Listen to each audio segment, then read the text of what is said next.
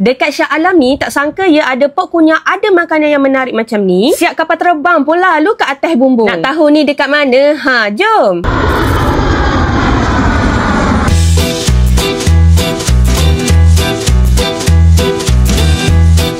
Tengoklah hampa, mana nak jumpa kat tempat lain burger berasap-berasap macam ni. Patty pun homemade tau, bukan guna patty burger yang biasa tu. Dibanjirkan pula dengan sos creamy cheese signature diorang ni. Patutlah menu ni paling menarik dan kegemaran ramai. Lagi satu ni nasi berasap sotong buncit macam perut engkau. Tapi ni buncit bukan sebarang buncit tau, penuh dengan telur sotong weh. Dan rasa sotong ni seakan-akan masak paprik punya, masak kunyit punya. Sedap sangat, masin dia, tumisan dia memang lengkap. Makan pula panas-panas atas hot plate macam ni, nikmatnya. Oh ya korang, kalau nak bawa family, nak sarankan korang ambil terus Shell Out Talam Family Siakap Steam Limau ni. Dengan harga RM129 ni, korang dapat kunyah semua ni dalam 4 ke 5 orang. Ada udangnya, ada ketamnya, lala, pahat, sotong, tom yum satu mangkuk pun ada. Serius saya nak cakap memang marem. Siakap Steam Limau dia pun besar ya, rasa refreshing dan ada rasa pedas di hujung-hujung. Untuk anak-anak kecil, jamu daripada dengan Kid Meals ni, Shell Out tu agak pedas, melainkan anak korang jenis tahan pedas. Tak pun nasi goreng sotong celup tepung selambak ni, nasi dia tak pedas tau, so nak bagi anak kecil sangat sesuai. Minuman dekat sini memang jenis gelas besar macam ni. Yang jenis tak tahan pedas tu cukup ni.